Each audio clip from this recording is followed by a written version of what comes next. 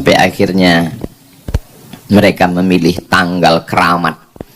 Kenapa mereka pilih tanggal 17?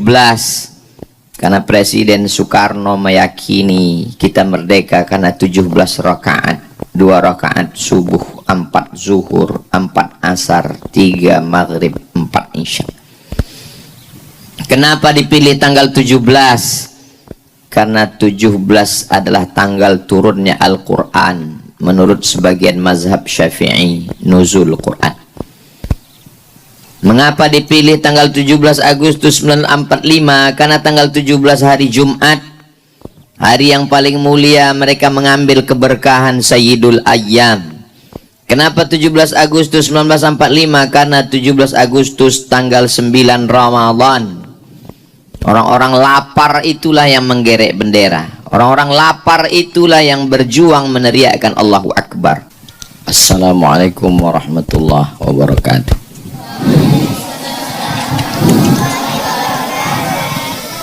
Untuk mensyukuri nikmat kemerdekaan ini, kita ucapkan Alhamdulillahi Rabbil Alamin.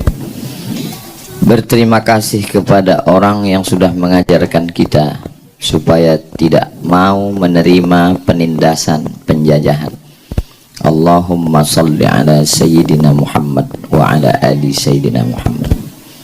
Man lam yashkurin nas lam yashkurillah.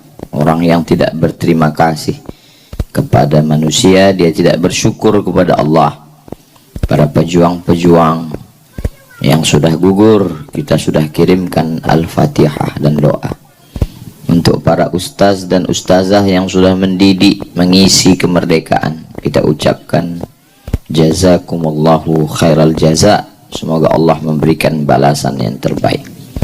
Untuk para santri, para siswa, para siswi, mengisi kemerdekaan dengan teguh menghafal Al-Quran, membaca kitab-kitab kuning, memahami agama Islam dengan baik, dengan tetap belajar fisika, kimia, biologi, matematika, bahasa Inggris, supaya berprestasi di masa akan datang, agar kita bisa menjadi rumah tangga, menjadi rumah di negara kita sendiri, menjadi tuan, tidak menjadi tamu.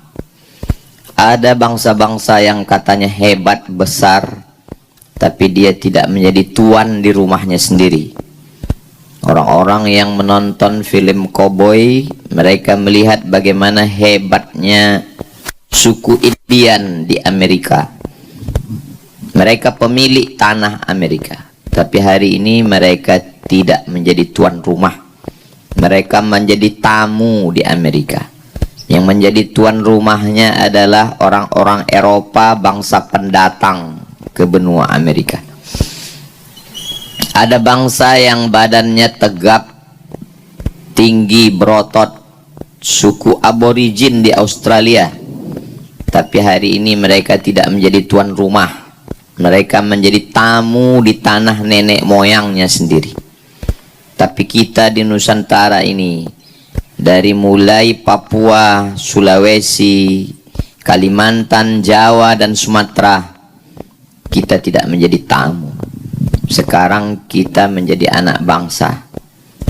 Orang-orang kafir itu datang dari Eropa membawa kapal untuk menyeberang ke timur Indonesia dengan alasan ingin mencari cengkeh dan tembakau.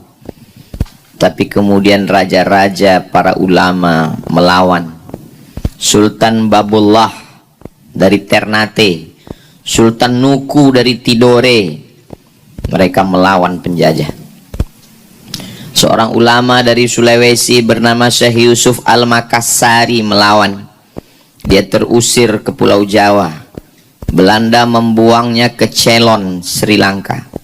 Dia tidak stres, dia tidak depresi, dia tidak mengeluh, dia berdakwah. Pada akhirnya dia dibuang ke Durban, Afrika Selatan.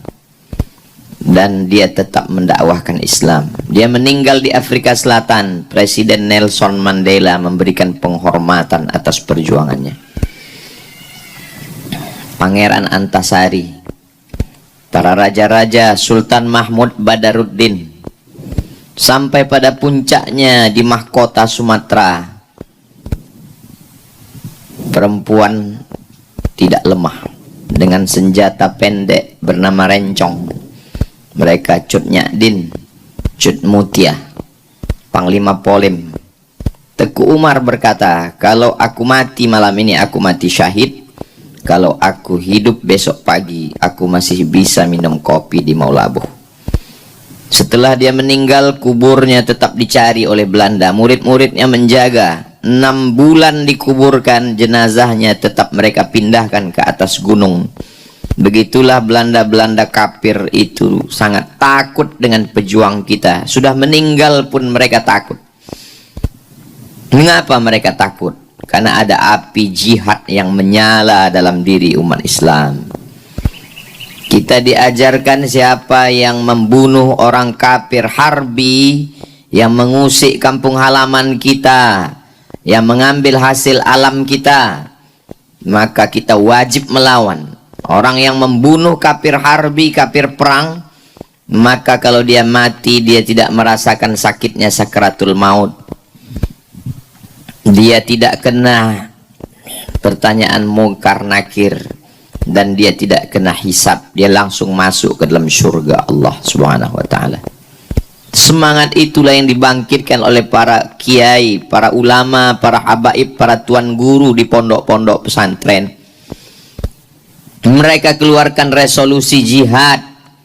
Maka pada tanggal 22 Oktober itu diperingati sebagai hari santri, karena para kiai, ulama, tokoh pesantren berkumpul.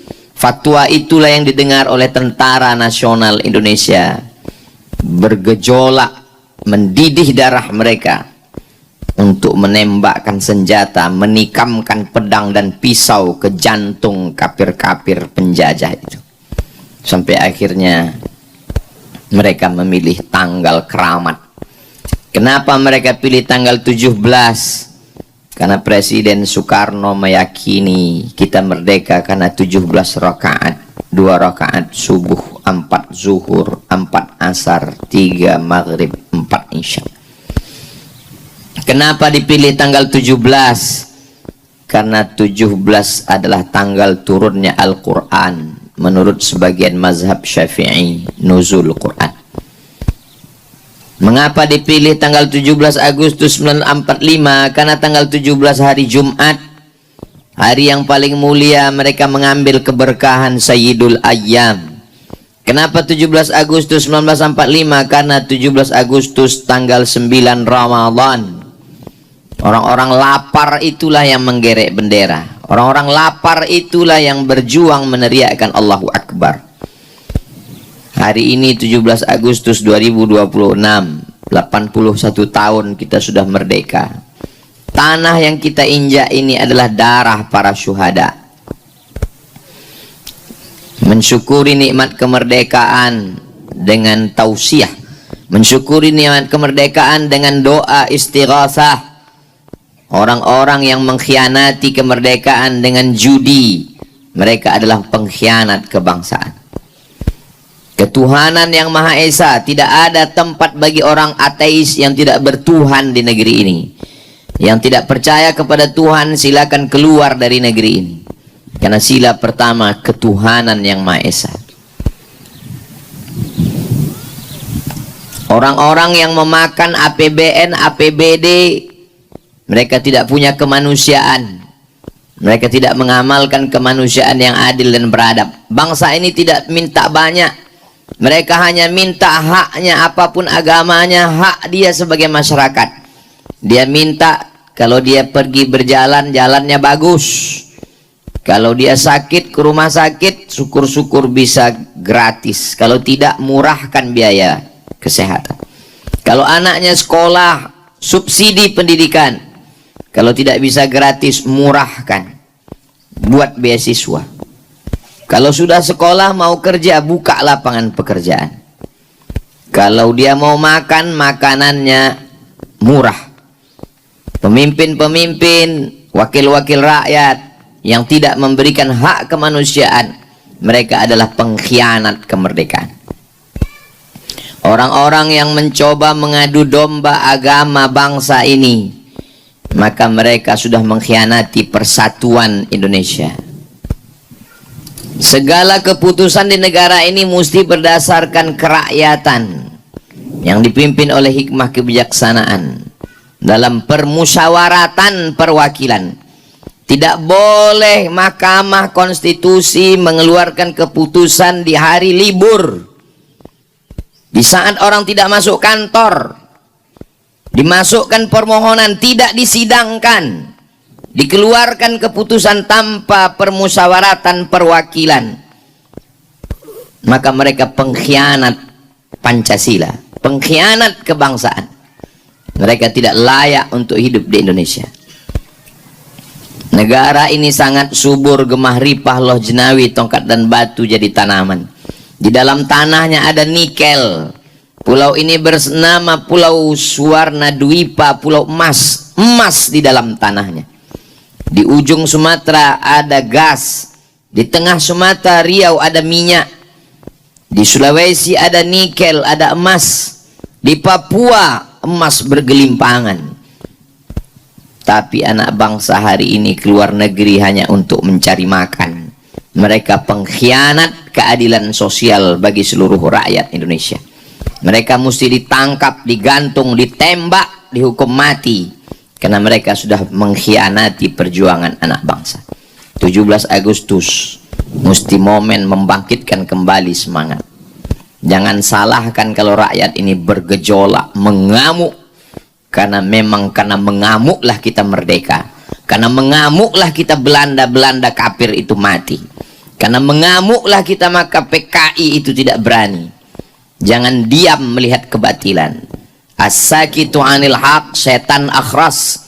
Orang yang diam melihat kebatilan, mereka adalah setan-setan bisu. Semoga Allah merahmati negeri kita. Kalau ada yang lantang, mereka bukan marah. Mereka adalah orang-orang yang menegakkan amar ma'ruf nahi munkar. Barakallahu fikum.